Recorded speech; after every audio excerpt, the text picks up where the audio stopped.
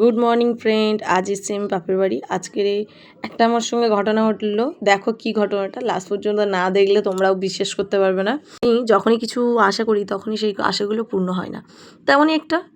এখন বাপের বাড়ি এসেছি, এসে দেখি কাঁঠাল কাঁঠাল মা বললো যে কাঁঠাল এনেছে তোর বাবা, তুই কাঁঠালটা কাট। আমারও ইচ্ছা ছিল যে আমি খাবো, খেতেও ইচ্ছা করছিল।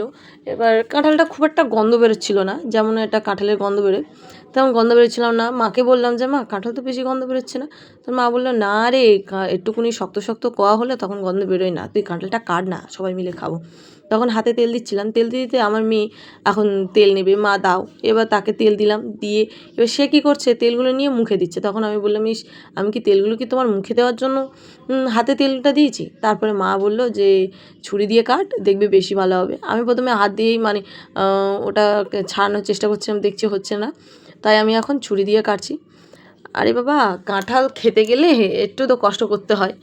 এবার এটা আমার মা বলছিল, তা আমি একটু শুনলাম। শোনার পরে আমার মা এখন বললো কাঁঠালটা কাটতে। আমি এবার কাঁঠালটা কাটছি, কাটতে কাটতে কী ঘটনা হলো দেখো। কাঁঠালটা মানে অনেক কষ্টেই কেটেছি, ছাড়াতে তো পারছিলাম না, কাটতেও পারছিলাম না। পাশে মা বলে দিচ্ছিলো যে এইভাবে কাট, দেখবি বেশি সুবিধা হবে। এবার আমি কাঁঠালটাই দেখো কেটেছি, কাটার পরে দেখছি কাঁচা। আমার মুখটা দেখো পুরো শুকিয়ে গেছে। ইস, কী আশা করেছিলাম যে কাঁঠালটা খাবো, কিন্তু কাটলাম দেখি কাঁচা। তাই এখন কাঁঠালটা রেখে দিলাম, ভালো লাগছিল না। তোমাদের ভিডিওটা কেমন লাগলো তোমরা কিন্তু বলে যেও, লাইক কমেন্ট করে যেও, এবং কাদের কাদের কাঁঠাল খেতে ভালো লাগে সেটাও বলে যেও। যদি ফেসবুকে দেখো তাহলে ফলো করে দিও, আর যদি ইউটিউবে দেখো তাহলে সাবস্ক্রাইব করে দিও। আমার একটা নতুন অ্যাকাউন্ট খুলেছি, সেটা একটু ফলো করে দিও।